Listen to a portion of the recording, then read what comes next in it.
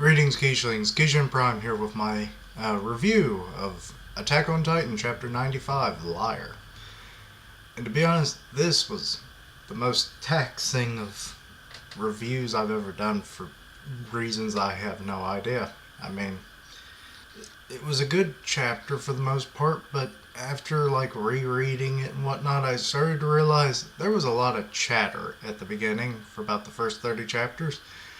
And it was a lot of reiteration, which I'm going to reiterate for the review, and I kind of feel bad for that.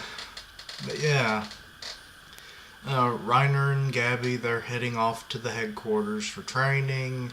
One of the guards is like, hey, why don't you tell us your stories, Gabby? Because they obviously heard what she had done on the battlefield. She wasn't too enthused about it. She was too focused on getting her training done at the headquarters, which we do later see that apparently this is being requested of at least of the candidates. I don't know if there were other people there or not. Then Reiner confronts Gabby about being down, and she says he's the one who's acting weird and lying to them about something. And it's been that way since he returned from Paradise Island, as apparently his mother noticed it. And he kind of just brushes it off. Well, I was 12 years old, and, mom's worried because, you go off as a 12-year-old, you come back as a man, and, But, but she just asked that he tell her the truth someday.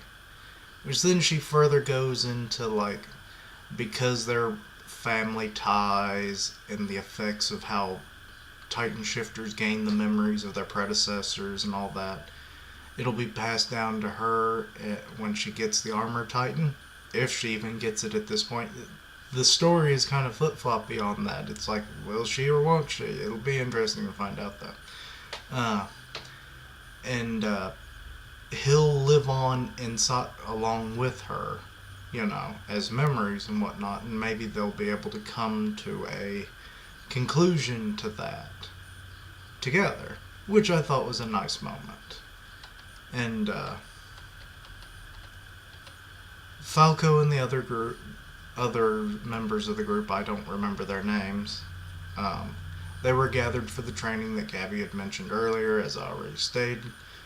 And then Falco's thoughts about saving Gabby by surpassing her resurfaces. And, then he tells her he's getting the armor Titan, and then they literally butt heads. That was kind of a funny moment. And they challenge each other over who will get it yet again. Then Galliard, who his name is actually Porco. I thought that was a nickname, but apparently not, because I looked it up because I was like, something else that popped in my head at the time, but it's not really that important. And then I looked it up and, I've been using his last name, which I'll continue now that his brother's dead anyway, so there's only one that we have to worry about, so, yeah. Then he meets up with Peck in the stairway. She's on all fours again. Apparently she likes to do that. Okay. And the two of them eventually then go to a room where all the current Titan shifters, along with, I believe it was Colt, was also there, but considering he's a candidate to replace Zeke, I guess it makes sense why he would be there as well.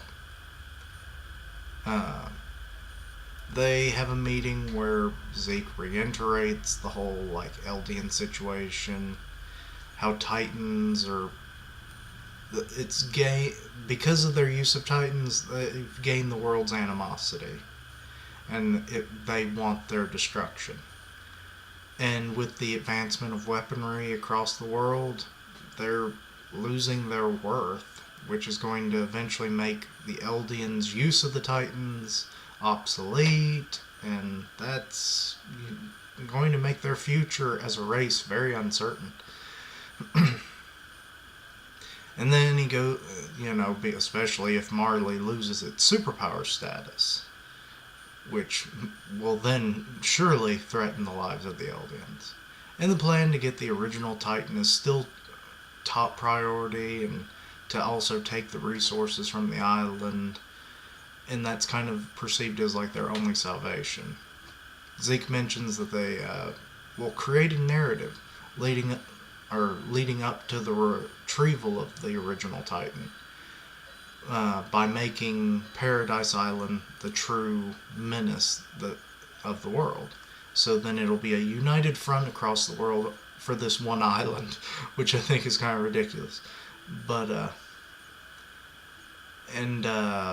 this will all be kind of weaved by kind of the storytellers of it, the Tiber family, who are the possessors of the Warhammer Titan, which we've actually seen at least a kind of depiction in the Ymir Nine Titans origin story thing from however many chapters ago that's been. He was he was holding a hammer. I saw that on like another video or something, and I was like, oh my god, I didn't even notice. But I only assume that he obviously, or whoever, doesn't actually wield a technical hammer. I assume it's going to be like they harden like stuff on their hands and it kind of becomes like rock or whatever in general kind of amorphous shape. I guess, I don't know. And it'll be like hitting with a hammer, or that they like make a growth kind of grow off their body and they just break it off and then just, hammer like. I don't know. That's how I would assume it would work. Why else would they call it specifically a Warhammer Titan? I would just call it the Beat You Up Titan or something. I don't know. But anyway, let's see. Went too far in the notes. I really went too far in the notes. We find out that the Tiber's family were the first noble family to oppose King Fritz 100 years ago. But as honorary Titans, honorary Marleyans, they can't take part in politics and in war, but they decided they'll take on this task because they have great influence. Galliard thinks this is kind of odd, and he suspects that there's probably something behind all of this, considering that they've never done anything to protect Marley, apparently in the past. And they live a life of luxury compared to other Eldians, so it's highly suspect. Reiner overlooks all of these suspicions because it's like the end result will benefit Marley, and that's all he cares about. His loyalty is just that strong. Then we have Zeke mentioning a festival, which is when this whole plan will start. The Tiber's family will declare that in 1 year they'll take over Paradise Island, and failure is not an option. Then a little bit later we find out, hey, the room is bugged, and the higher up commanders and stuff have been listening. They're not particularly happy about Galliard's distaste for the plan.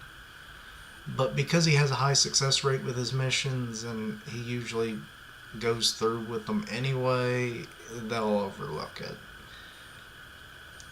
What I thought was probably the best part of the chapter was when they showed off, in a flashback of after they had gotten their powers, and we see, at least 5 of them? Because it was Zeke, Peck, Reiner, Annie, Bertolt, and Marcel. They were all using their Titan powers in a combat situation. Training combat situation, I guess. And they were highly praised as being better than their predecessors, but they have been trained since they were kids, so it makes sense. More training equals better soldiers. Sometime later, 4 of the 6 were actually chosen to start the original Titan retrieval plan, which is Annie, Marcel, Reiner, and Bertolt, as we kind of already know, and with Zeke and Peck staying behind to keep an eye on enemy nations. Galliard is not happy, calling Reiner a loser, but then Reiner retorts that he is the one who's the loser, which I thought was kind of funny because at this time he doesn't have a Titan power, so why does he think he would have been chosen anyway? But, yeah. They're paraded down the street in a carriage to crowds of cheering and whatnot. Later, Reiner meets up with his father to a rather kind of a sad moment. Probably the saddest moment of the whole chapter. It's because it wasn't a warm reception, because it's like, Dad, we can finally live together. And it's like, did your mother send you to get her revenge? It's like, do you know what happens if they research our family lineage? My whole family will be killed. Which sounds about right, given what we found out a couple chapters ago. So it makes sense. And, yeah. He just kind of like, well, I don't need a father anymore. Then, finally, the day of the mission arrives. They are at the port, yet again, to like the cheers of people saying goodbye, good luck, all that. They travel to the island. They get a refresher on the mission that every month, I think on the full moon, they said, there will be a boat anchored at the out at sea.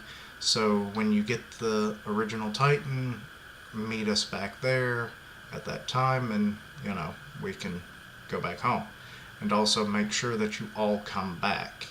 We know how this kind of goes. If you read the chapter, it don't work out so well. Then I guess the overall story is kind of indicated as such. Yeah.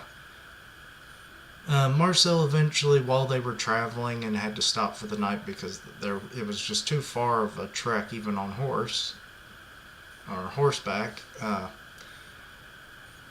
Marcel reveals to Reiner why Galliard was not chosen. It was to protect him. Marcel had been praising Reiner all of this time so that the higher-ups would pick him instead of his brother. Because the life of a Titan shifter is obviously not a good one, so family protects family. And, yeah, which then, I forget how many chapters ago it was, the event that led to Marcel's death is finally revealed. In its entirety, though we kind of already knew, the death of Marcel via Titan, which we know as Ymir, and her ascent into becoming the Jaw Titan. And Reiner kind of promises at the end that he will be a hero that saves the world.